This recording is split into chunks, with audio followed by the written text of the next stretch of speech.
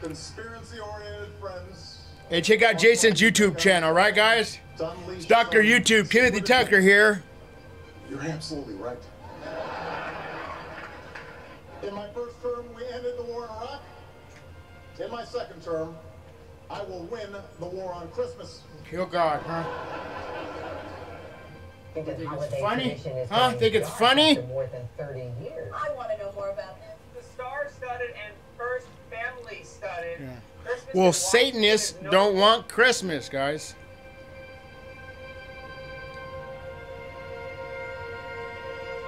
Canceled, guys. And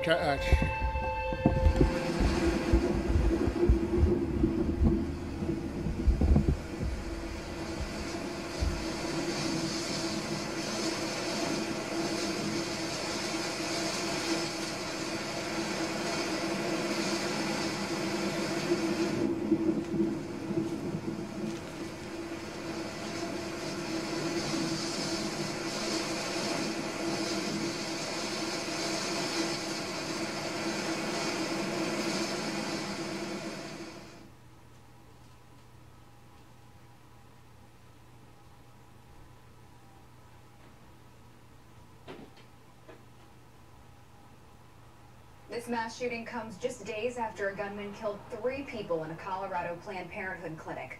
375 people have died in mass shootings. That's this year alone. But those shootings were all by lone gunmen, who were either then killed by police or their own gun, or taken into custody. Today's mass shooting is something new. This is different. This is now an organized, multiple offenders, mission-oriented shooting with maximum lethality being the goal. That's different from anything that we've seen before, more in line with what we saw in Paris. Last June, we led this broadcast with the church shooting in Charleston, South Carolina, and now we have led the broadcast with a mass shooting on average once every 4 weeks since then. Oh my gosh. Guys, is this out of my house right now? This cop's a little yard. Holy sh**. This was the shootout that our cameras missed.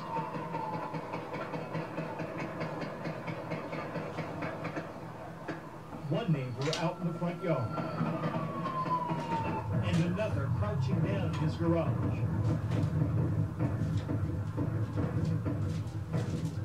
The suspect's family in disbelief. And to remember that our Islamic brothers and sisters are not at fault here. This certainly is not about the Muslim faith. We stand together, Muslims, Christians, Jews, people of all faiths. On this last leg of his Africa tour, Pope Francis made his first trip to an active war zone today. He arrived in the Central African Republic, a country swept up in violence. It took a fair bit of strength for tens of thousands of faithful to make their way into a field for the Mass at Nairobi University, but persistent rain turned into a quagmire.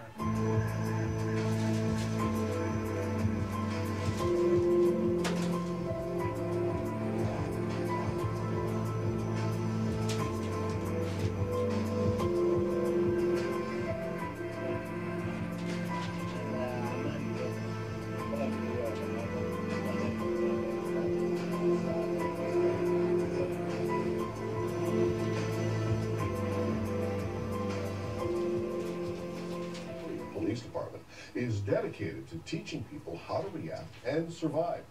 Active shooter training is the norm for most law enforcement agencies, but in Neenah, the police department there is also sharing their knowledge with the community. The bullets may be fake and the bad guy a good-natured cop, but the intensity very real every time Neenah police hold active shooter training in their community. This time it was San Bernardino. Next time, I don't know where it's going to be, but we know the pattern and we know that these things happen.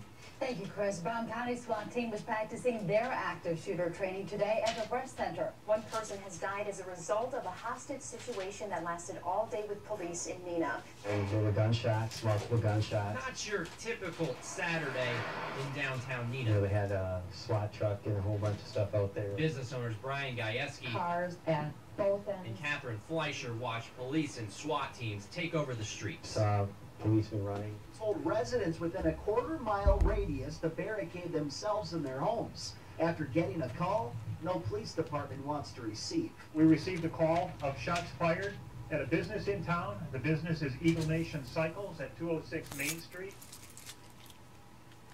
There was a great show of force from the local police departments, and I really did feel safe, so. Yeah, whatever. Technology that can You feel safe around the police department? Attention and scrutiny this morning. You're gonna shoot your ass. Could help rid us of diseases like cystic fibrosis. The mark of the beast is here, guys. Even HIV and cancer. Think about that. Many scientists, including CRISPR's developer, Jennifer Doudna, are calling for a moratorium on its use in humans. A researcher and professor at UC Berkeley, Doudna has become a spokesperson for a gene editing technology she's credited with developing. Imagine being able to do that in the genetic code, the code of life. You could go in and snip out a piece and We're not replace it God, with something guys. that corrects a mutation that would cause disease. This is no longer science fiction. But alongside CRISPR's promise come some fears of its perils, like embryo editing that could lead to designer babies. Emmanuel Charpentier and Jennifer Doudna. The high hopes and high stakes associated with CRISPR have catapulted Doudna into a rare stratum of scientific celebrity. Last year, she and her research partner received the $3 million Breakthrough Prize in Life Sciences, which seems to be only the beginning. Get ready, biohackers, because tech tattoos are just around the corner. Chaotic Moon is a mobile dev company with an idea they're calling Tech Tats. Tech Tats are actually biosensors that rest on top of The your mark skin of the as beast, opposed to guys. injected It's the underneath them mark of the like beast. tattoos. And a small microcontroller handles incoming data and storing information. Electroconductive paint allows for temperature sensing, while an ambient light sensor flips on an LED if it realizes it's dark out, making you kind of feel like a really awesome cyborg. A Bluetooth low-energy connection means transferring health data. I don't to an want to be a LED, and cyborg. since it can be placed anywhere instead of just on your wrist, Chaotic Moon believes it might have a place in tracking. They also mentioned the possibility of Bio-NFC, which would turn one of these temporary tattoos into a payment portal that you could activate by gesture. That's the mark of the beast, guys. It talks about it in the Bible. We're paying for other people to steal, and it's costing billions. Now, a retired police major thinks he has a unique way to fight it. Here's Fox 2's Chris Hayes with the technology that could stop shoplifters before they strike.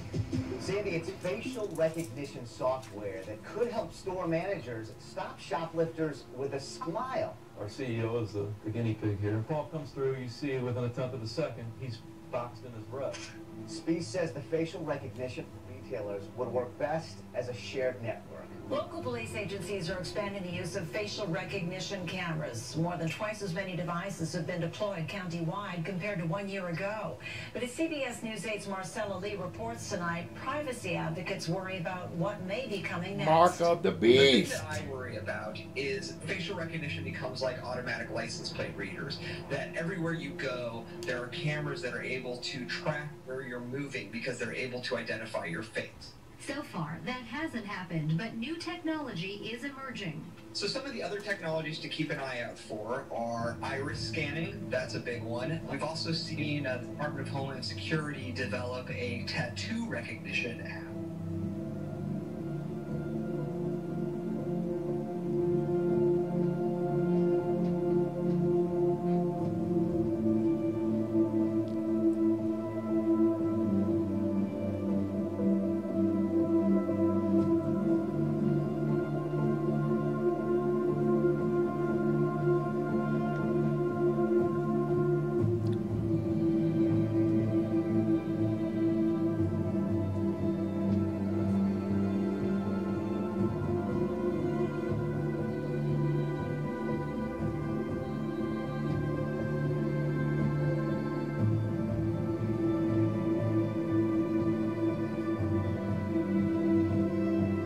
Mark of the beast, guys.